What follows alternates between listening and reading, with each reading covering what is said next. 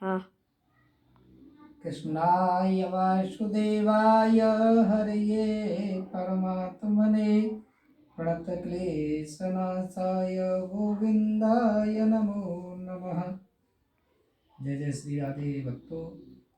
आज जैसा कि पौष शुक्ल पक्ष पुत्रदा एकादशी है, देख के बोलो। तो इसके दिन पुत्र की कामना से जो भी व्रत करते हैं उनकी पुत्र की जो इच्छा है वो पूर्ण होती है। जिनकी संतान पढ़ाई में कमजोर होती है या भाग्यमंद होता है, अगर वो एकादशी का व्रत करते हैं तो संतान का भाग्योदय होता है।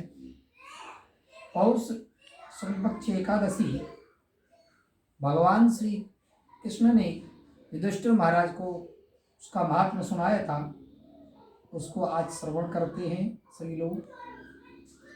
कि जब युधिष्ठिर महाराज ने पूछा कि हे प्रभु, आपने शुभकारिणी सफला एकादशी का वर्णन किया, अब आप कृपा करके शुक्ल पक्ष की एकादशी का वर्णन भी बताइए। उसका क्या नाम है, कौन सी विधि है तथा उसमें किस देवता का पूजन किया जाता है। तो भगवान श्री कृष्ण ने कहा कि हे राजन, पौष शुक्ल पक्ष की जो एकादशी है उसे बतलाता हूँ, सुनो। महाराज, संसार के हित की इच्छा से मैं अपने मुख से इसका वर्णन करता हूँ। हे राजन, पूर्वोक्त विधि से ही इसका यत्र पूर्वक उसका वर्णन करना चाहिए। इसका नाम पुत्रदा है। यह सब पापों को हरने वाली उत्तम तिथि है। समस्त कामनाओं सिद्धियों के दाता भगवान नारायण स्थिति के अधिदेवता हैं। चराचर प्राणियों सहित समस्त त्रिलोकी में इससे बढ़कर कोई दूसरी तिथि नहीं है। एकादशी सबसे श्रेष्ठ व्रत है। पूर्व काल की बात है कि भद्रावतीपुरी में राजा सुकेतु नाम के एक राजा राज्य करते थे। उनकी रानी का नाम चंपा था। राजा को बहुत समय तक कोई वंशधर अर्थात पुत्र प्राप्त नहीं हुआ, इसलिए दोनों पति पत्नी सदा चिंता और शोक में डूबे रहते थे। राजा के पितर उनके दिए हुए जल को सुवास से गर्म करके अर्थात उसके जो तर्पण था उसको ग्रहण नहीं करते थे। राजा के बाद उसकी कोई संतान नहीं थी, इसलिए उसके पितर दुखी रहने लगे और पितर सोचते थे कि इनके बाद हमारा जो तर्पण है वो कौन करेगा, जो हम लोगों का तर्पण करेगा। यह सोचकर पितर दुखी रहने लगे। एक दिन राजा घोड़े पर सवार हो गहन वन में चले गए। पुरोहित आदि किसी को भी इस बात का पता न लगा। मृग और पक्षियों से सेवित उस गहन वन में राजा भ्रमण करने लगे। मार्ग में कहीं सियार की बोली सुनाई पड़ती है तो कहीं उल्लुओं की। जहाँ तहाँ रीछ और मृग दृष्टिगोचर हो रहे थे। इस प्रकार घूम घूम कर राजा वन की शोभा को देख रहे थे। इतने में दोपहर हो गया। राजा को भूख और प्यास सताने लगी। जल की खोज में इधर उधर राजा दौड़ने लगे। किसी पुण्य के प्रभाव से उन्हें एक उत्तम सरोवर दिखाई दिया, जिसके समीप मुनियों के बहुत से आश्रम थे। शोभाशाली नरेश ने उन आश्रमों को देखा।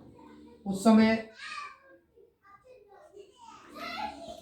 शुभ और सूचना देने वाली शकुन होने लगे। राजा के दाहिने नेत्र और दाहिना हाथ फड़कने लगा, जो उत्तम फल की सूचना दे रहा था। सरोवर के तट पर बहुत से मुनि वेद पाठ कर रहे थे। उन्हें देखकर राजा को बड़ा हर्ष हुआ और वे घोड़े से उतरकर मुनियों के सामने खड़े हो गए। पृथक पृथक उनकी वंदना करने लगे। वे मुनि उस उत्तम व्रत का पालन करने वाले थे। जब राजा ने हाथ जोड़कर बारंबार मुनियों को दंडवत किया तो मुनि बोले कि हे राजन, हम लोग तुम पर प्रसन्न हैं। राजा बोले कि आप लोग कौन हैं, आपके नाम क्या है तथा आप लोग किस लिए यहाँ एकत्रित हुए हैं, यह सब मुझे सच बतलाइए। तब मुनि बोले कि हे राजन, हम विश्वदेव हैं, यहाँ स्नान करने के लिए आए हैं। माघ निकट आया है। आज से 5वें दिन माघ स्नान आरंभ हो जाएगा।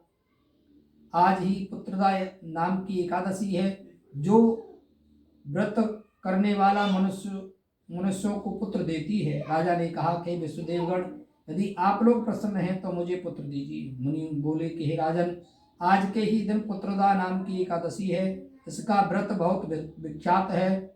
तुम आज इस उत्तम व्रत का पालन करो। और हे महाराज केशव के प्रसाद से तुम्हें अवश्य पुत्र प्राप्त होगा। भगवान श्री कृष्ण कहते हैं कि ये दो युधिष्ठिर, उन मुनियों के कहने से राजा ने उस उत्तम व्रत का पालन किया। महर्षियों के उद्देश्य के अनुसार विधि पूर्वक पुत्रदा एकादशी का अनुष्ठान किया। फिर द्वादशी को पारायण करके मुनियों के चरणों में बारंबार मस्तक झुकाकर राजा अपने घर आए। तदनंतर रानी ने गर्भ धारण किया।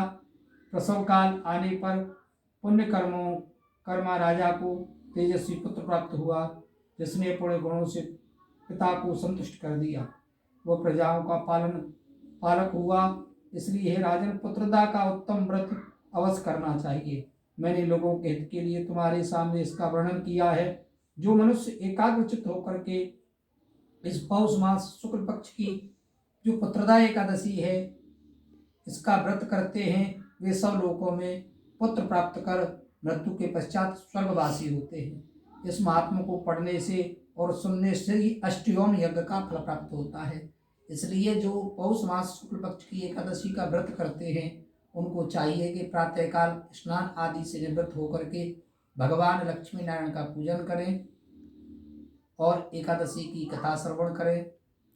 द्वादशी के दिन किसी ब्राह्मण को पूजन हवन करा करके भोजन कराकर दक्षिणा प्रदान करें। ऐसा करने से, इस विधि से जो भी व्रत का पालन करते हैं उन्हें पुत्रदा एकादशी की कृपा से, भगवान लक्ष्मी नारायण की कृपा से पुत्र की प्राप्ति होती है। संतान ऐश्वर्यवान और गुणवान होती है। जय श्री राधे, जय श्री कृष्ण।